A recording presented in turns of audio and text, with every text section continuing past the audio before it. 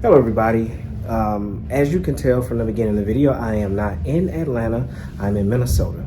Now, this is not a work trip that I'm working already, and I'm not doing recurrent here in Minneapolis. So as you know from my last videos, I said that I picked up reserve for a 5-day stretch. So they called me again, they got me.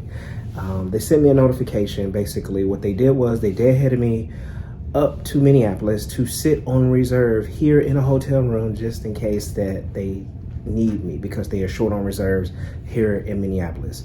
Yes, they can do that. Two, I get paid per diem for being out of base, for staying up here. Plus, I get the credit for the deadhead, the full credit for both deadheads. Because if they don't use me, I deadhead back on Friday. So today is Wednesday, so tomorrow's Thursday. I have to sit on reserve until from 10 a.m. to basically 11:59 because I picked up P2 reserves, which is our second shift of reserve. And yeah, I when they sent me the notification, I was like, man, they got me again. And I was just like, let me look at it. I looked at it, and then it was like, oh, they're going to have you sit in reserve in a hotel room, which is the same rules apply.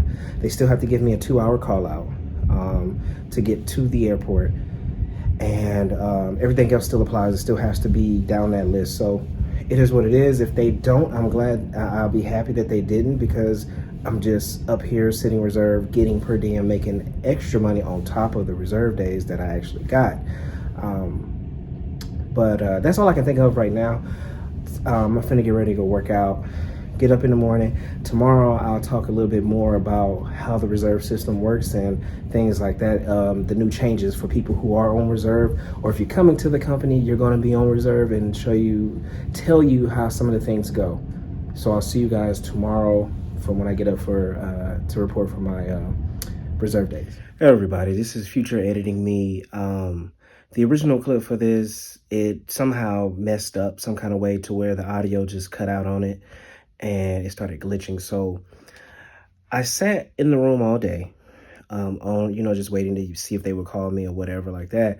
I didn't want to risk going to the mall or going to do something because I'm not too familiar with Minneapolis and how their transportation system work, or trying to wait on an Uber or a Lyft to try to get back to the room to get ready to go back to the airport and all those things. So I sat in the room all day, right?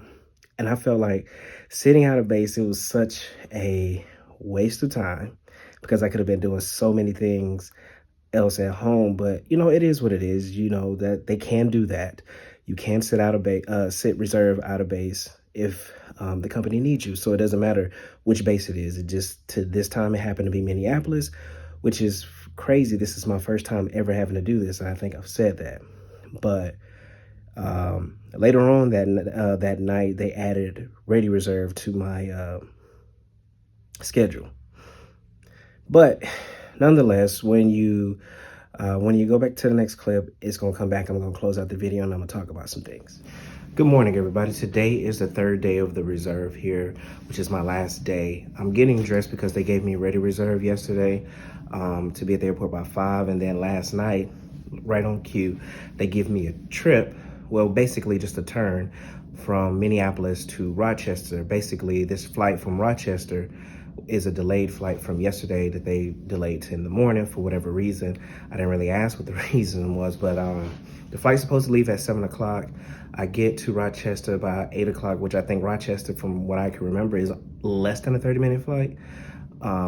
And sit there for 4.5 hours. I get a day room and come back, and then I did head back home to Atlanta. So I'm gonna get ready to go downstairs and catch the shuttle. I'll speak to you a little bit more once I get to Rochester.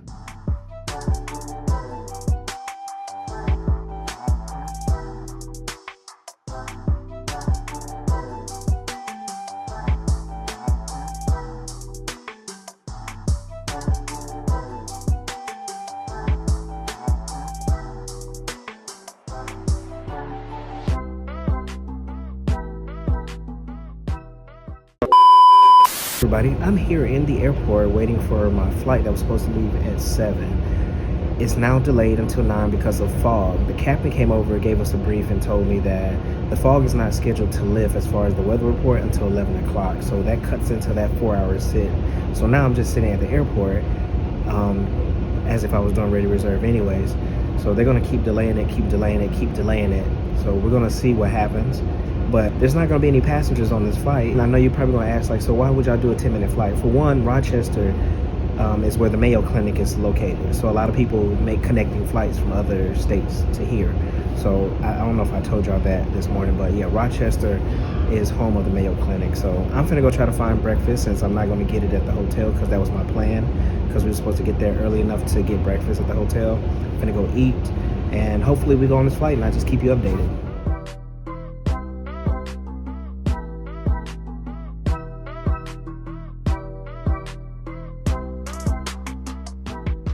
Everybody, so to close out the video here with my ready reserve sitting out of base, basically they sent me home because the flight kept getting delayed because of fog that was in the area of Rochester, and it wasn't planning on lifting no time soon.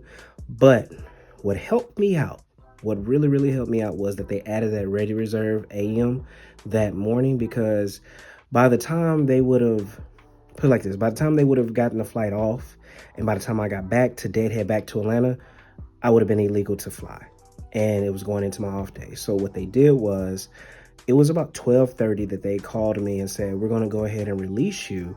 And I was supposed to make this one something flight, which I ran to the other terminal so I could make that flight to get home. And I fell asleep on the way back from Minneapolis, and by the time I got home, I think 45 minutes after I got on that flight, they ended up just canceling that flight again.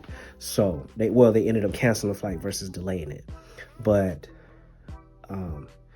reserve can be difficult at times, especially if you don't live in base.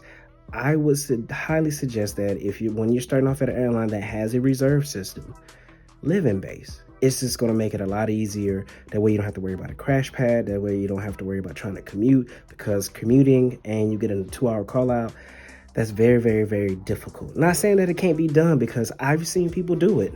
I wouldn't do it, but I've seen people do it. And it's not practical.